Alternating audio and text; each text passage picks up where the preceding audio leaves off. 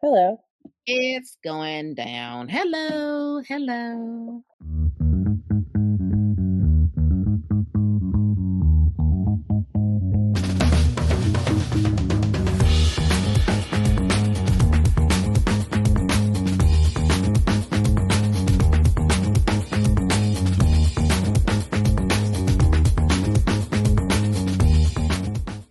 Hello, friend.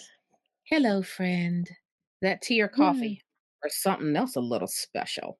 It's tea. Okay, nothing fun. No, not today. Not today. Well, we're just going to jump right into it. What have you been reading lately, or what have you just finished? Oh, she's rushing me. All right. So we're doing an update. Um, I said I would update you as I'm reading. This is Lies and Sorcery by Elsa Ferrante. Yeah. I am here, which is about Oh, 86 of the way through. It's 700 and something pages. No, 670 pages through. I am going to finish this thing if it kills me before the end of the year. Okay. okay. I'm doing my best. Do I like this? No. Um, but I'm determined to finish it. I don't even know what to say. Because I have made it too far, Naomi. I've made it too far in this to abandon it now. And I need to know if there's some amazing ending that apparently clinches it for people.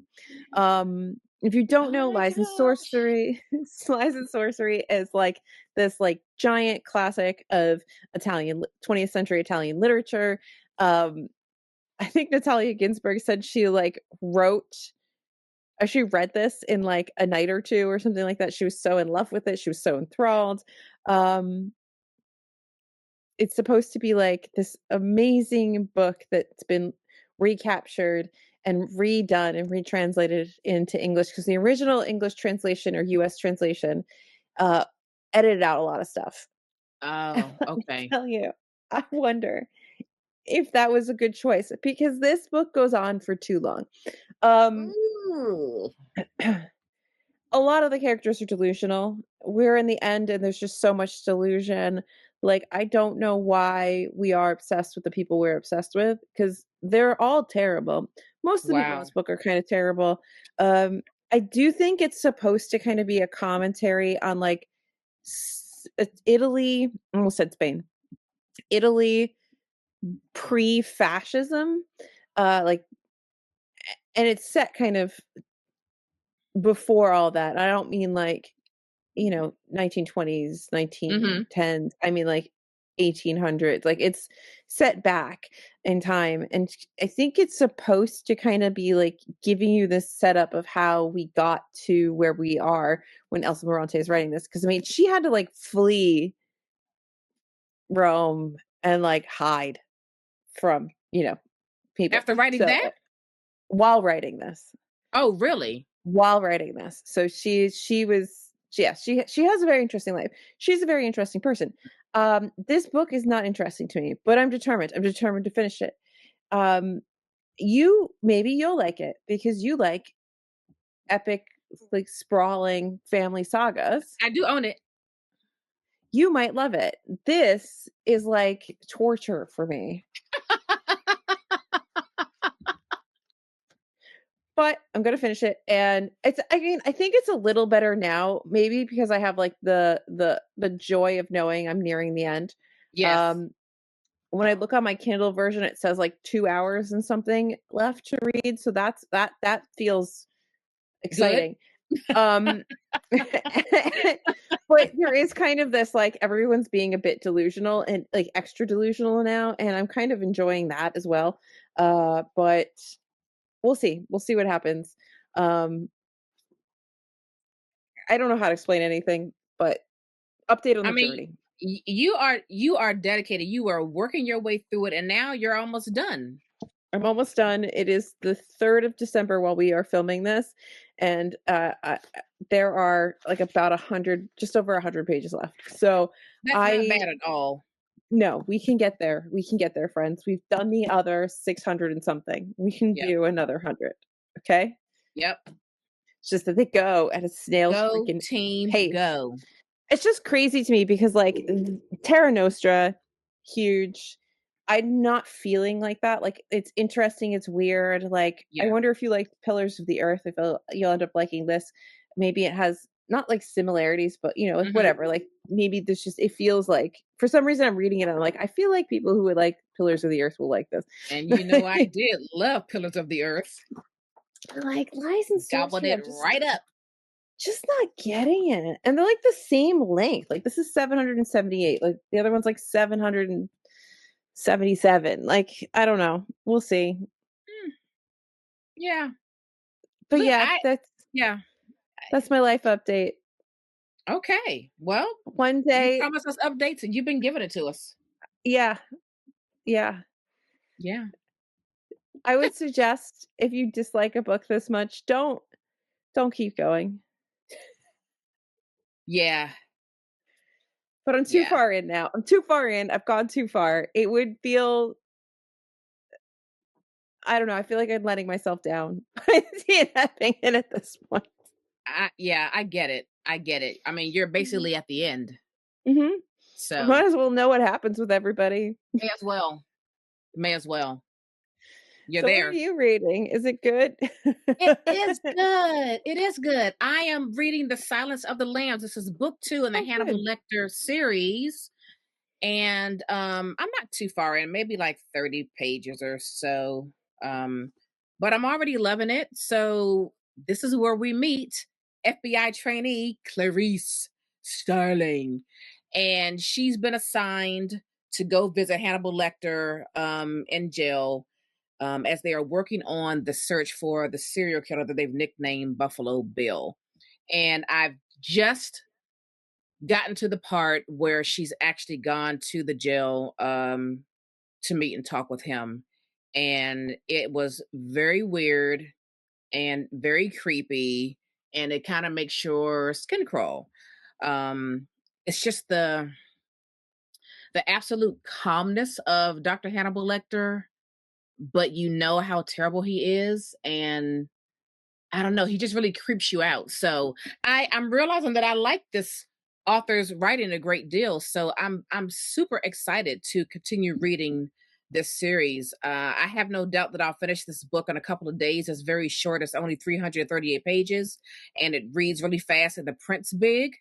Um, so yeah, that's what I'm reading. The Sounds of the Lambs. Loving this series a lot. Excellent. I wonder if Jesus has read that yet. I'm not sure. Yes, ask him. Tell him I'm reading it. I'll tell him. So I feel like we should do another little shout out. And I'm trying to find a good one here because we do have some good comments that come in on YouTube. I was like, what's the word I'm looking for? Uh, YouTube. so this is the long one because it comes from my friend Tom, but I'll start from the beginning. I just give a little taste of Tom's comment. Tom says, "I was surprised, but delighted to hear that Naomi likes westerns, including The Shootist." And he goes on to talk about his experience with The Shootist and Lonesome Dove, and Deadwood, and all of that. Um, Tom always leaves wonderful comments on my channel, on over here, and all that. So thank you, Tom. And if you leave Thank a you, little Tom. comment, we might shout you out. I Thanks, do. I'm Tom. always a I little also love Lonesome surprised. Dove. I love Lonesome Dove so much. Yeah, I always love when Naomi reminds me that she likes westerns.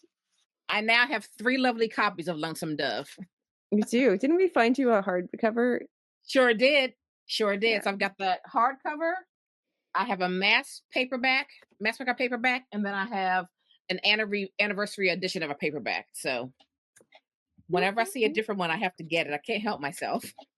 She can't And I'm help going to finish herself. that series next year for sure. But I want to reread Lonesome Dove though. Anyway, Anywho, that's not what we're here to talk about. Um, I think this really started with us talking about it when we saw this article about Spines, yeah. which is this new like AI publishing thing. And that kind of roped in a whole bunch of other stuff because then shortly after Naomi sent me this book list article, or sorry, bookseller article, um, then I saw this Daniel Green thing. I don't really watch Daniel Green, but I don't know. I think maybe it came on while I was sleeping, and it was like the opening news thing was I watch about his stuff, his about fantasy Harper. news channel. I don't always watch it, so it's not like something I watch all the time. Yeah. So it was extra interesting that it popped up, and then I guess talking about what Collins is doing and their Mhm. stance on AI and what they're doing with their authors, and then contrasting that with what Penguin's doing. And it's just the whole AI publishing landscape is very interesting and will Yeah. continue to be interesting for a while. But right now, it just feels like a good time to touch back in and talk about what the Yeah. hell is going on here. So I don't know. Where do you want to start? Do you I want to wanna start? I wanna start with this Or article, and which I'm just gonna one? read a little bit of it, the bookseller article about Okay. spines. And so it says, okay, that in case anybody wants to go, well, we'll put it in the show notes too. But new publisher Spines aims to disrupt industry by using AI to publish 8,000 books in 2025 alone. Mhm. So it says Spines, founded in 2021. I've never heard of it until I saw this article. Mhm. Um, but which published its first titles this year, is a startup technology business, which for a fee is offering the use of AI to proofread, produce, publish, and distribute books. The company charges up to $5,000 a book, but it can take just 3 weeks to go from a manuscript to a published title. Mhm. So they're all about the speed here, right? Yep. 8,000 books is a Yep. lot in a year. It's a lot. I was did I miss something? Because I wanted to see, like, well, what are the books they've published, but I don't think they listed any, right? There is some on their website. I did go deep into their website one morning. So they've put out like 273 titles so far. 33 were published in the same day. This is from the bookseller article. They want the 8,000 for 2025. And their goal is to like do 1 million books because they want to quote help authors, which just makes me eye roll because I think there's a quote from the CEO or something that says that like, okay, Spines isn't self-publishing, it's not a traditional publisher, and it's not a vanity publisher. We are a publishing platform that is a new concept. He thinks that everybody should be writing a book, and they're writing a book not because they are like literary geniuses or anything, but because writing a book is about self-branding, and he wants to be there to like help people self-brand. It is like the most Uh, eye-rolly thing ever. I mean, just want Um, I'm listening to that. yeah, it says it costs about $1,200 to $5,000 to have automated proofreading, cover design, the metadata done. I mean, the metadata part's probably pretty nice. Mhm. Optimization. They have some translation services. They're starting with Spanish, and they hope to I expand saw out. that. Yeah, I felt very conflicted about that because, I like, do think it's yeah. translating, that's a career. Well, because there's more to translation than just like Exactly. putting in the words and getting words in another language out. It's Exactly. like Here's the reason another why many old books have new translations. I mean, I would go listen to our Tina Cover episode, Yeah, if you wanna know more about that. It's a beautiful episode, love that. Thank you again to I'll put it Tina in the show for that notes. episode. It's a beautiful episode, love it. Uh, but I do think there's a positive here, and I don't hate this. Mhm. Authors pay for publishing services, right? So they give you pay your 5 grand or whatever, but you retain 100% of your royalties and rights, um, much like self-publishing. So Yes. they're not like taking a portion of anything from you. So I mean, that's good. So even if you Yeah. got traditionally pubbed, you wouldn't have like all the rights to your own story, like you Mhm. couldn't decide to take it anywhere. So I mean, of all of this, I think that that's nice. Uh, Yeah. but it's like at least they're not stealing up all your like your royalties or something. But, it is interesting because there's other companies that have gotten into it. I mean, Microsoft has 80/80 books. Mhm. ByteDance announced this a while back with Eighth Note Press, but I don't know what really has come of either of those. It'll be interesting Right. to see how all of that develops. Um, Oh, they're also looking at they being this spine's branching into audiobooks with different AI generated voices. Um, and all of this is kind of scary. uh, but like it's also interesting. So like I kind of I kind of like some of like leveling out of the playing field kind of when it comes to something like this, like a program Hmm. like this, right? So self-publishing is very expensive. You have to go out and find all these people, and you can get a cover designer. You find someone to copy edit. You do this, Yep. you do that. So having a place where you can go to sort of one-stop shop is Hmm. nice. I just don't like that it's AI. Yeah. Because if you look on the website, like the covers look horrendous. I did see. I did. The I question so like I write my newsletter every week, right? And I guess I technically use AI because I use Grammarly, right? And I find it a very helpful tool. It Hmm. catches a lot of like big things that I just miss, like commas and weird words, and maybe Right. helps me sort of rephrase things around sometimes that I just can't see. But I, I often dismiss a lot of what it suggests to me because it's not my voice, right? Like it's turning it into something else. And I'm like, Right. that's not my voice. But, I'm like, you're a helpful little handy pal to have with me Hmm. while I'm writing.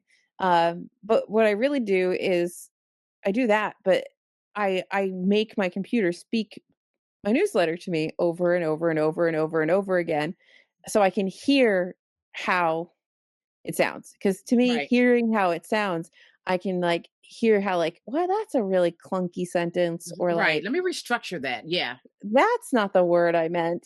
Like, and it really, I find that like that's way more valuable to me than the AI tool. But you could just really rely on these AI tools, and they are becoming like a lot more they're becoming a lot more like generative, like they are creating text for you, even if they're Yeah. changing noticing that they're changing my voice. And I think that's what a lot of school kids are finding, like they're running their programs through like Grammarly or something to catch, edits like we would do with Right. spell check, but they are very slowly kind of changing your voice. It's And going beyond grammatical errors. yeah, and it's Yeah.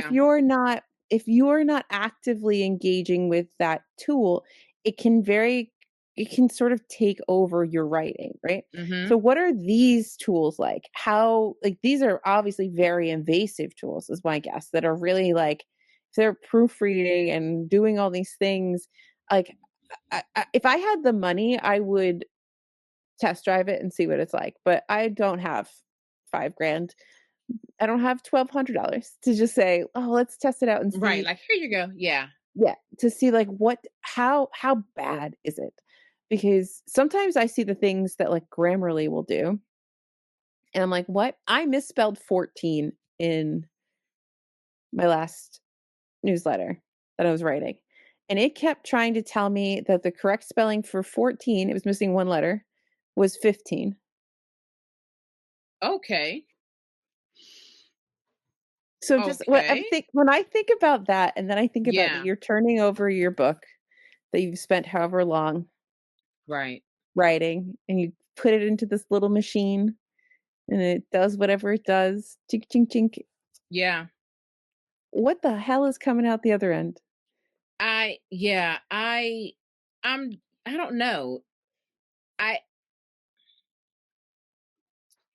Because like, how deep is the proofreading? I don't know. Like, when you're an author that's working with an editor, you all are going back and forth, having conversations, whether it's notes on the paper or phone or whatever. But you're having conversations with another human about tone and inflection and all these things as it relates to your book.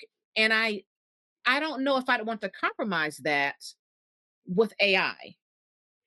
Yeah, and there's more to, like you're saying, there's more to um writing and proofreading than just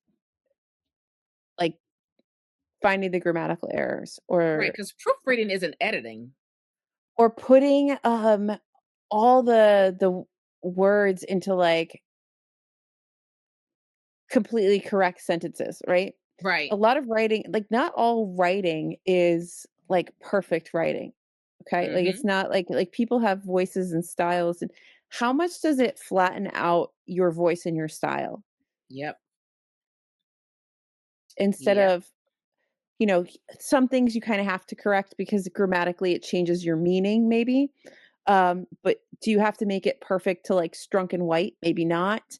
You know, you can just there's this in between when you have that human touch of an editor or of a copywriter of a Right. proofreader, um, that I don't know how you create an AI that can do that. And by the time you do create an AI that can do that, I think we've gone too deep, personally. Yeah, I'm concerned because again, proofreading is not editing. No. So these are unedited these are unedited books essentially. You Yeah. know, when you proofread things, like when you work at a newspaper firm or whatever, like you're proofreading for general errors, but there's no one to say, oh, well, what you said here on page 51 and on 55, maybe we swap those paragraphs. That's not going to be happening with this platform. Mhm. So I almost feel like, sure, it's a great price to do a lot of this stuff, but I think you're also giving up a lot to not have your book properly edited. To me, Yep. that's a sacrifice that I would not be willing to make as an author. Yeah. But also, how good is your system? What is your system, right? Right. What is the system you created? Who's feeding this AI? And I think feeding this AI kind of takes us to what's going on with HarperCollins. Yeah. And HarperCollins, there's a lot of authors that are getting these messages from their literary agents or whatever, Mhm. um, that say, well, I'm going to read you one if it ever loads.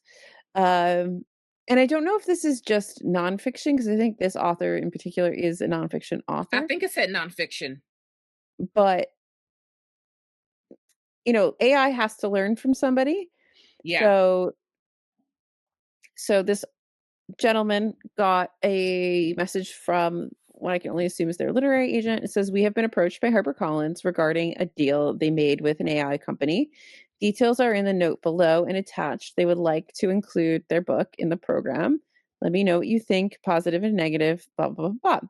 You're receiving this memo because we have been informed by HarperCollins that they would like permission to include your book in an overall deal that they are making with a large tech company to use a broad swathe of nonfiction books for the purpose of providing content for the training of an AI language learning tool.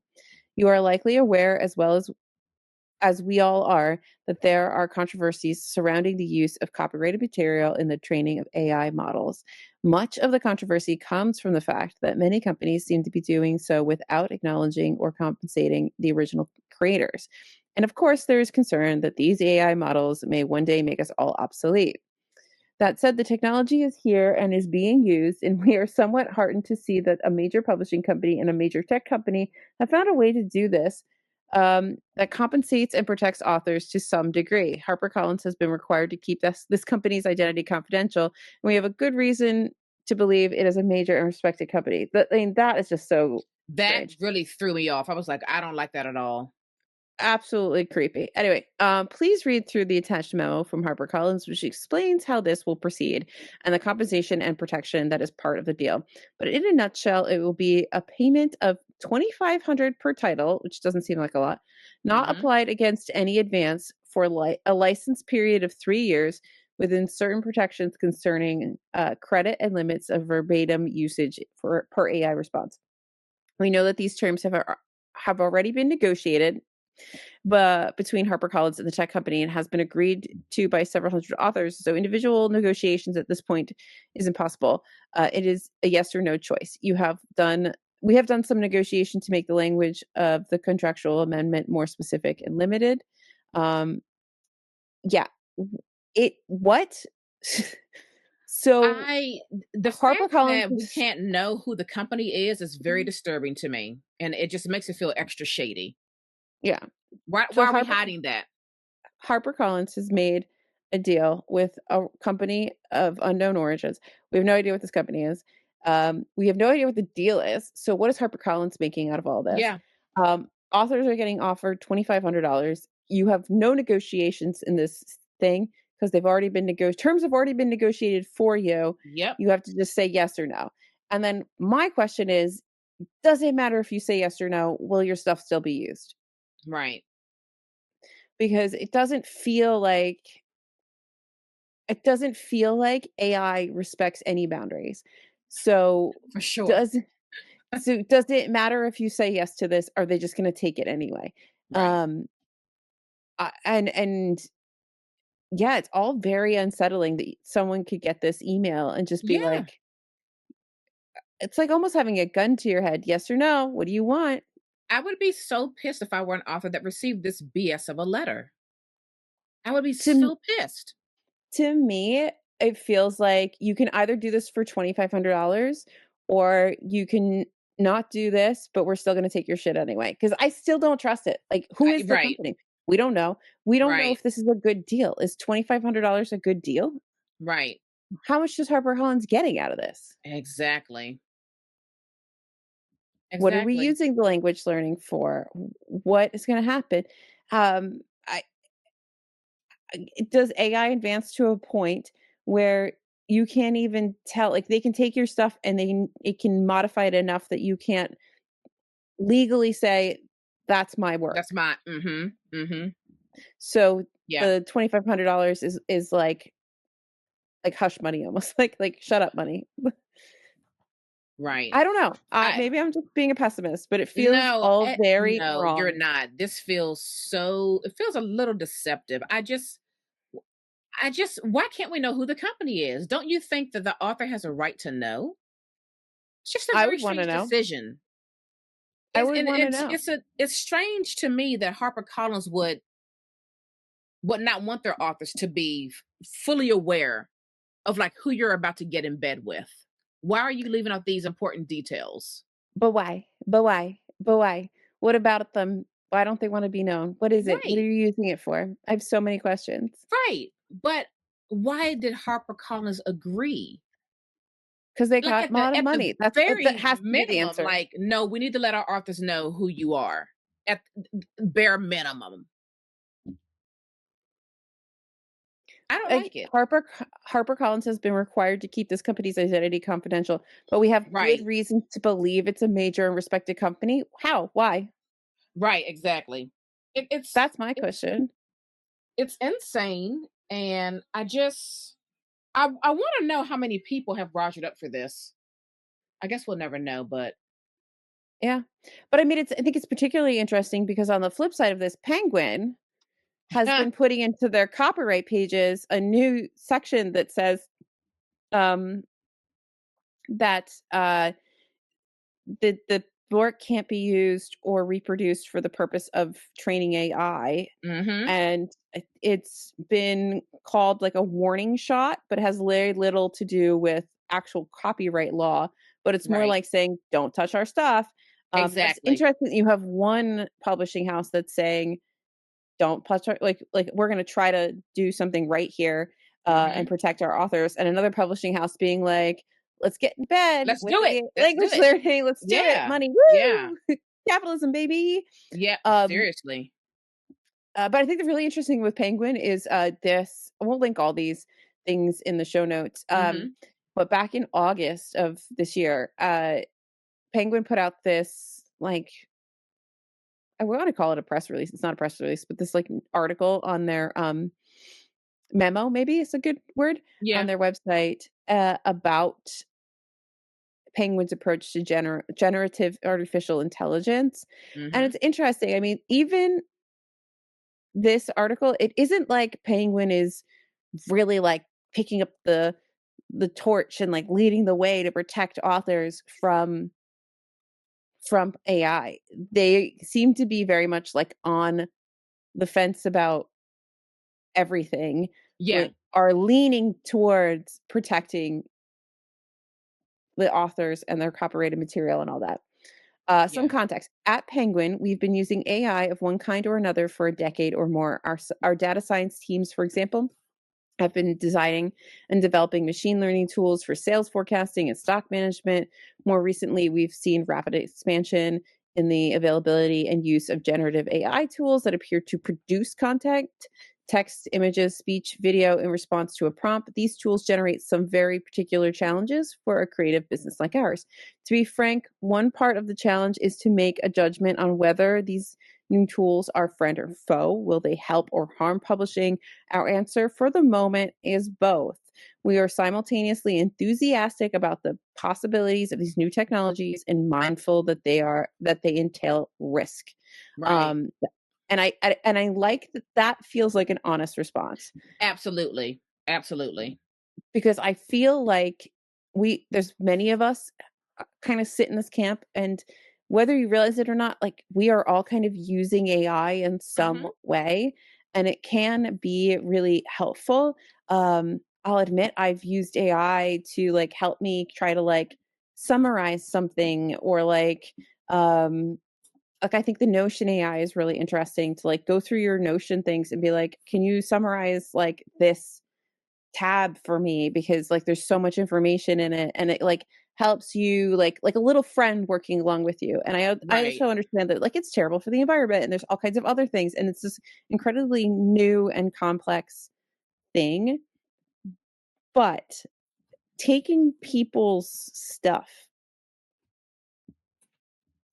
and Yeah. not and creating something new from it and not like crediting them and not um like these people who take art, right?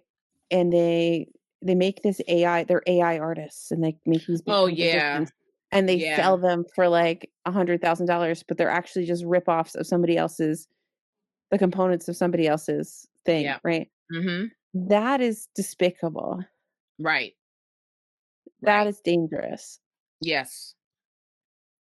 Yeah. And I don't know, I think there's the little bit of hope is like you still need that human contact because this spines thing, like there's no way that in today, December 3rd, 2024, that the technology is so good that you can remove that human element and still have a Yeah. good product No. and have a good product. Right. Also, like, can we just like slow down and not be in such a rush to take human works out of stuff? Can we just not? Can we just slow up a little bit? But the crazy thing is like I think everybody forgets that because they don't have like a book on a shelf, right?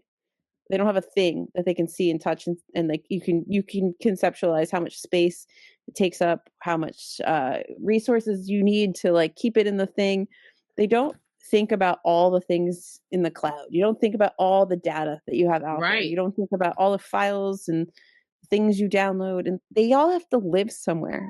Yeah. Server farms are not tiny. Server farms are horrendous for the environment.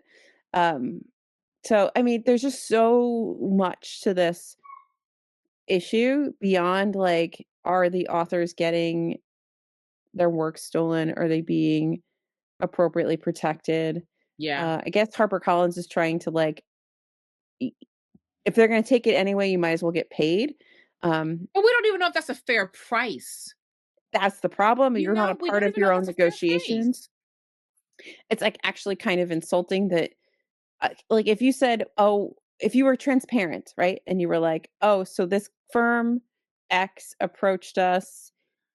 This is the email for your account person there Right. who's they're interested in acquiring rights to your works X, Y, and Z. Um, negotiate a fair whatever, right?" Yeah. Um, that would be one thing. Yep. We'll take 5-10% of whatever they you negotiate, whatever, you know? Right. Yep. That's not the deal. The deal is we are working with an unknown thing. Unknown Mhm. thing has definitely paid us some amount of money. Mhm. You get $2,500, Right. And you don't get and to know anything else. you don't get to negotiate anything. It's just Take it I or don't leave it. know. Take it or leave it. That is a gut punch, if you ask me. That is a gut punch and a slap in the face, and I just don't think it's right. I don't.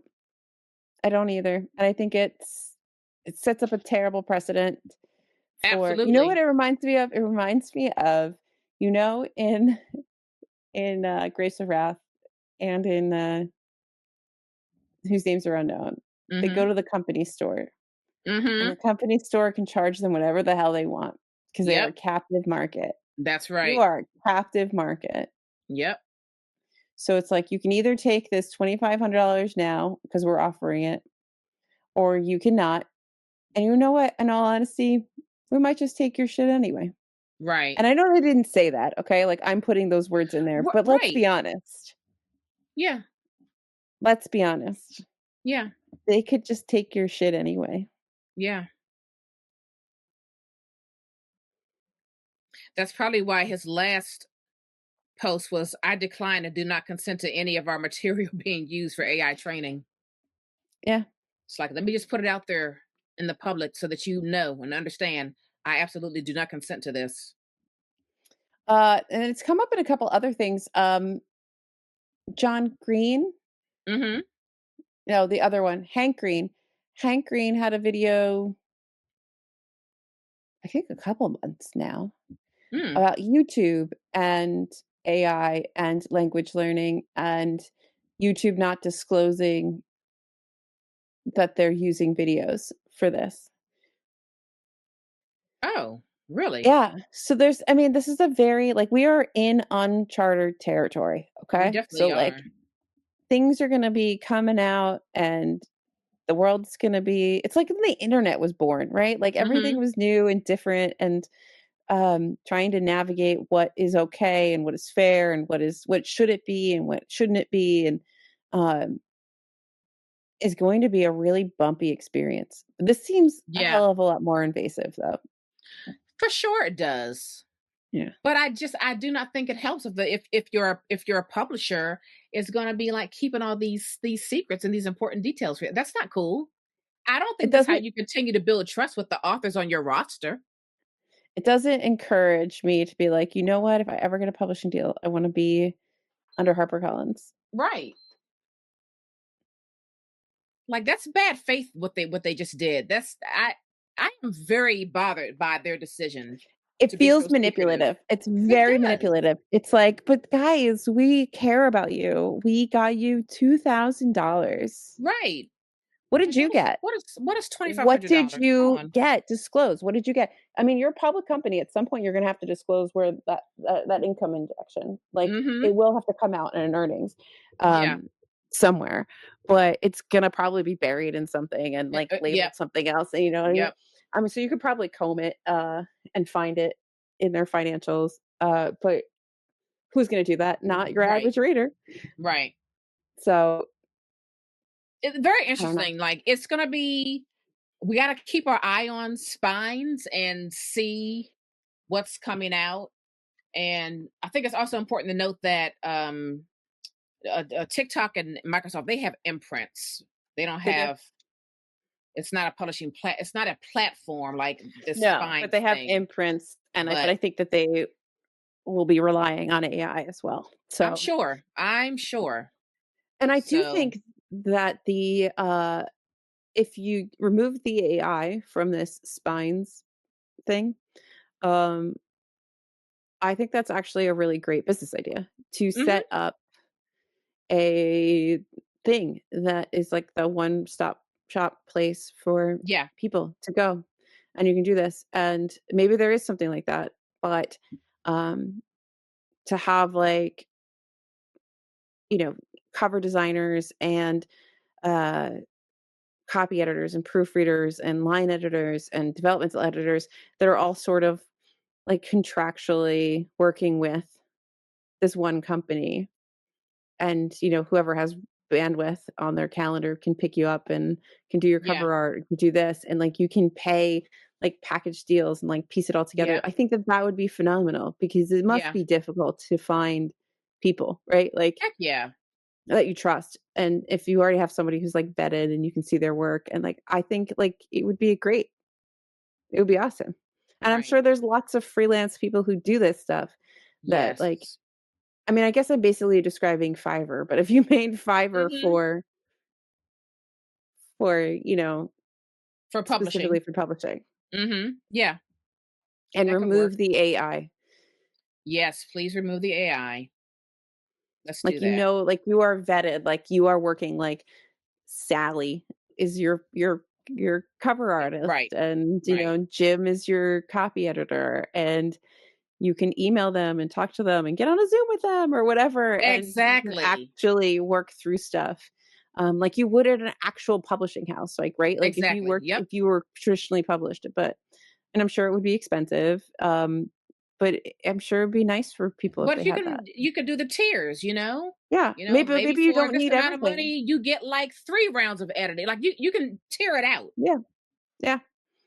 So if somebody's already doing that, let us know. Let It'd us be nice know. to shout that out. If nobody's doing that yet, somebody should do that. I think Yeah. that would be a great business model to start, because you know self pub is not going anywhere, and Nope. there's a lot of And if people we can out make it there, easier for people to self pub, that would just be great. and not this kind of easy. Right. Right. Yeah. Yeah. Okay. Hmm. All right. I love it. Good Yeah, conversation. it was. Well, you know what time it is. It's time for book recommendations. What you got? What you got? I have Consent by Jill Cement. Oh no, I got Confessions by somebody else. That's different. First of all, I Sorry. love this cover. It's so dramatic and just I love it. It's beautiful. Anyway, I am very conflicted with what I read. So this is a memoir about her relationship with her husband. Hmm. She met him when she was 16, 17 years old, and he was 30 years older, was in a Hmm. full-on marriage with children. Mm. And I the reason why I found this memoir so interesting is because she wrote another memoir some years ago about her life, and in this current memoir she's critiquing the first memoir Mm. and also critiquing her marriage and how it started because she was a teenager and Hmm. he was a full-on adult, and they got together when she was still a teenager. He left his family for her, and they were together until he died in his 90s. And so it's her just like examining and critiquing everything, and I just found that so interesting. And it's just like it's so many questions that arise about how a relationship starts. And she has this really interesting part in the beginning where it talks about language. And let me just read a little bit of it, because she was going back to the memory of who kissed who. Did I kiss him first? Did he kiss me first? And Hmm. so she says, who kissed whom first? If Arnold kissed me first, should I refer to him in the language of today, sexual offender, transgressor, abuser of power? Or do I refer to him in the language of the late 90s when my 45-year-old self wrote the scene? The president at that time was Clinton, and the blue dress was in the news. Men who preyed on younger women were called leches, cradle robbers, dogs. Or do I refer to him in the language of the 1970, at the apex of the sexual revolution when the kiss took place? Casanova, Silver Fox. And how do I refer to myself?